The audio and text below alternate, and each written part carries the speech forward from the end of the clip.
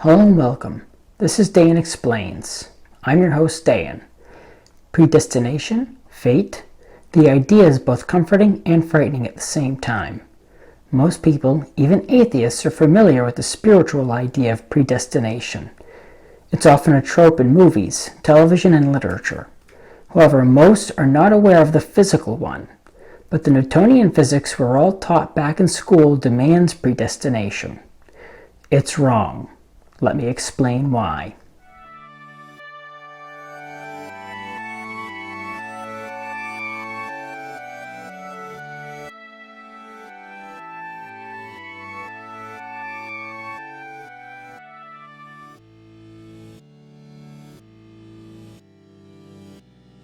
Today, I'm not discussing the spiritual idea of predestination, as it's called in Christian circles, or fate as most people know it.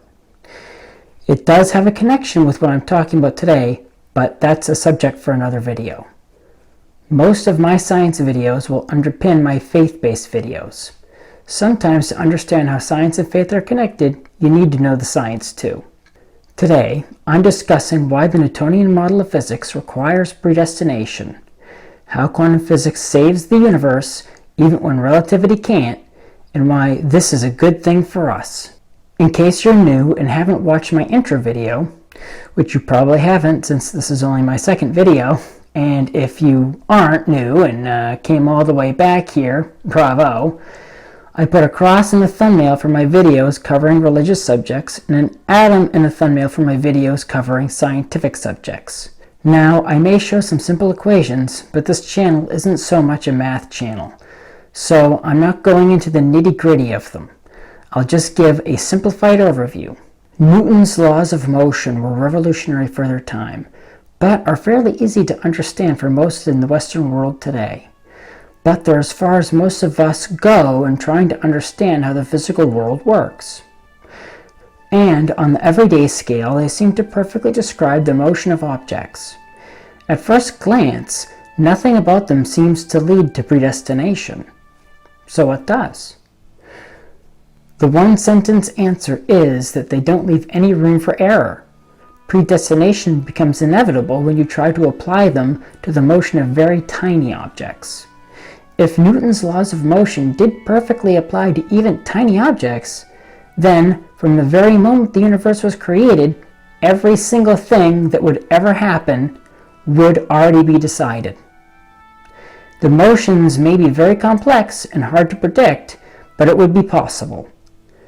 In fact, if you restarted the universe with the exact same starting conditions and followed the exact same rules, it would always play out in the exact same way. This is an issue programmers have when running simulations in computers. Since computers almost always calculate something precisely, at least when they're working properly, to get around this, programmers have to, like their computer. No, they have to somehow add random data from the outside world. It's usually done with something called a seed. It's basically a pseudo-random number that is obtained by performing an irreversible calculation on another number, like the current time, which is always changing, so it's always different. Anyone who has played world-building games like Minecraft will be familiar with what that is. In games like that, if you want to share your world, the only thing you have to do is give someone else its seed. When they input it, they get the exact same world as you because it's based on the same seed. Even if you add Einstein's relativity with its more detailed and complex descriptions to the mix, it doesn't save you from predestination. The calculations of relativity are just as precise. In fact, Einstein said, "God does not play dice," when referring to the physical properties of the universe. Yet another video for another time. So it appears he did believe in a predeterministic universe. So what is it that adds the needed slop in the universe's gears? Enter the Heisenberg uncertainty principle. The name gives it away a little, but the Heisenberg uncertainty principle says that on smaller and smaller scales, there is more and more randomness, more chaos. Things become more uncertain. Specifically, if you try to measure something, the more you learn about its speed, the less you can know about where it is. And the more you know about where it is, the less you know about how fast it's going. It's defined by this equation. And it's one of the fundamental aspects of quantum mechanics. Here, delta P, that little triangle is delta, and it's just math speak for change, means the change in position, and delta X means the change in speed. The H with the line in it, known as H hat, stands for the reduced Planck constant.